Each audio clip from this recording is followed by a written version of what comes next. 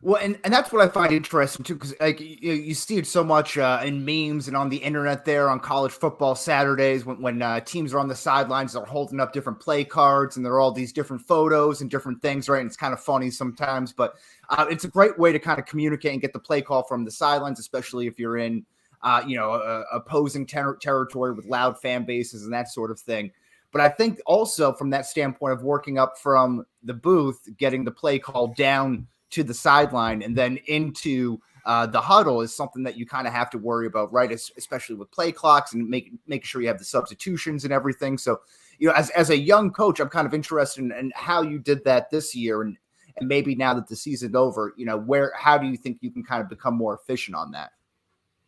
Yeah, so right now we were doing so we went from when I was my first year with this program, they were relaying the whole call. So again, it's formation and Mm-hmm.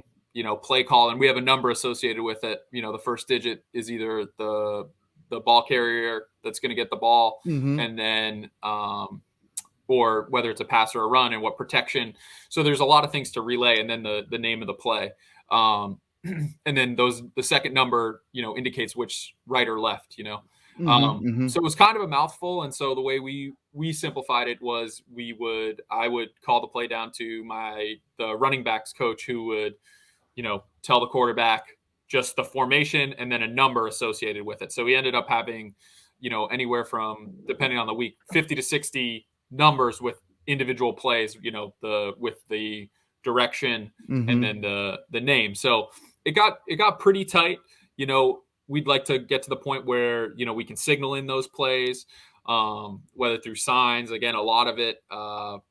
Again, that's kind of my homework assignment for the off season, is to really dive into some of that sideline communication. Mm-hmm. But again, a lot of those cards, there's a ton of dummy signals on there, so it's hard to. I think the signaling system is quite straightforward. It's just there's a lot of bells and whistles to kind of confuse the other team. And Mm-hmm. then the other thing is, you can kind of outthink yourself sometimes, or overthink yourself on the sideline communication, just because the defense is so concerned about getting their signal in. As long as you can block it, the real concern would be if you are facing the film, and over time, if Mm-hmm. you're getting filmed, and teams can match up your signal over time. But, Right. if you can, as long as you can avoid that, it's like you don't have to be overly complex. And again, we have being in our district, we've got a ton of like skill guys, so we can also experiment with subbing, bringing the plays, kind of having Mm-hmm. messenger wide receivers that rotate in. Again, that allows the defense to sub if they want. But at this level, most teams we're playing, if they're subbing, that's probably an advantage to us, because most teams are playing their best 11 to begin with. And depth is not always the strongest. Well, especially when you have 140 people rolling out there, right? The depth might be a stronger suit Yeah, that in your card there. But you yeah, mentioned kind of being able to sub in different players and having different skill sets and different things. And it kind of brings up to my next question of this idea of having a diverse playbook, maybe a formation for every play, or formation, an answer for every defense that you play, I should say. Versus the ability to do multiple things out of the same formation, and maybe play with certain wrinkles, and how do yeah. you kind of combat that? And again, maybe not having so much paralysis by analysis, so to speak.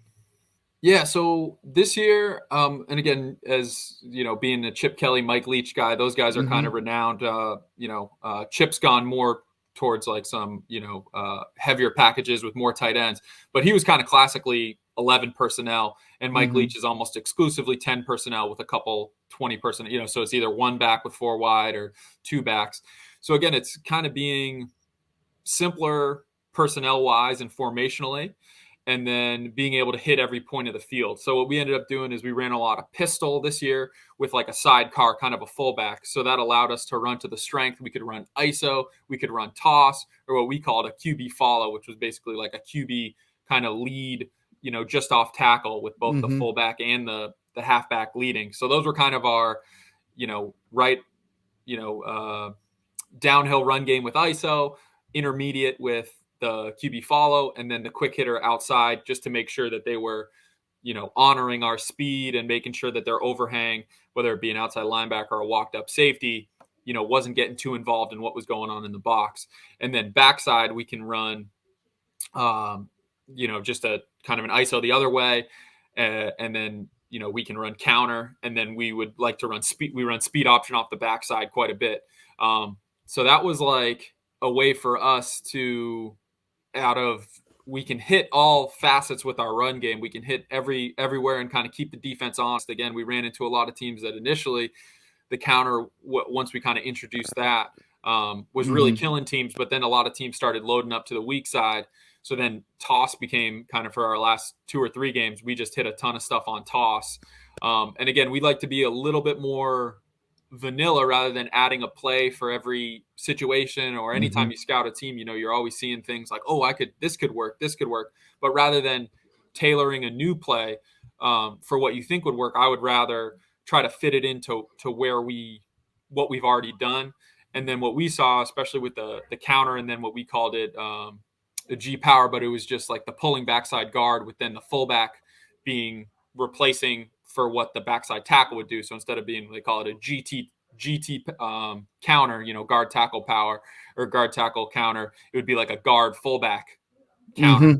Gotcha. So what we saw is just that the more times the guards ran it and the tackles ran it, because again, the second man through, we're trying to kick out that end. And again, most high school teams, those ends are really undisciplined. So they're just flying up the field. They're trying to make a big play in the backfield. They're, anticipating maybe a pass. They're flying up. So that guard comes out, and that block was pretty simple. He just all he has to do is really kick him out. And oftentimes he's just tagging him. He doesn't really need to blow him up. The second guy through, whether it be the tackle on counter or that fullback, like he's got to kind of have his head on a swivel and figure out, and that picture's changing, and whether they were blitzing or doing something else or what's going on. So the more times we ran it, the better we got, and then we started seeing teams that did coach up that defensive end that, they were coming downhill and trying to wrong shoulder it or get underneath it. And because we had run it so much, the guard's role was a little bit different, but then that fullback or tackle was able to kind of adjust. So I think that was the beauty. And again, that is, even though, Mike Leach is renowned for the air raid and, leading the NCAA with pass attempts and hardly ever running the ball. One of his big things, though, is, you rep it. So when the picture changes, you have a natural adjustment to it. And so I think that's what we really did of just kind of being consistent and making sure they saw it, whether it was an odd man 3-man front or an even 4-man front, or they were bringing pressure. We were kind of able to have answers for all of that. And then to the front side, that toss play, I know a lot of people, saw in that Buffalo Bills game. It was a great run by Damian Harris, but that's an outside hitting play that for us, that would have been 29 toss. But again, he sees that they over pursue, and he's able to cut that back. So the more that our running backs, one of our running backs in our semifinal game had, just an unbelievable stat line. He's a phenomenal kid, but he had 6 carries for 250 yards. Oh, jeez. It was just a beast. But I think 3 of those were on tosses that he kind of saw the defense over pursuing and then cut it back. So again, but that only happens because we've run toss so much that they see, they can recognize over pursuit. So, I mean, that's kind of the biggest thing, is you want to be able to keep the defense accountable out of any formation.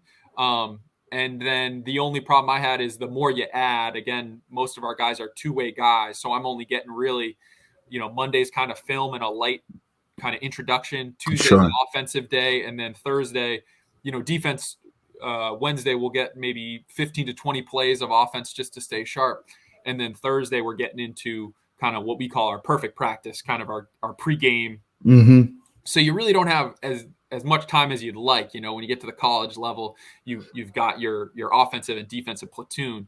So I think for me, a big thing is be a little simpler with your personnel and formation, and allow the guys to see things. So as that picture changes, they can adjust. I mean, that was a classic, you'd have a guy ask you, says, well, who do I pick up on this play? And it's, the classic, answer is just, well, we can't control what the defense does at the snap of the ball. So you just have to be in this spot, and then you make a decision. And, initially kids kind of look at me wide-eyed, but as they see it and they see it and they see it, they're able to make those decisions, So that's really satisfying, and I enjoy it. I enjoy that part of it.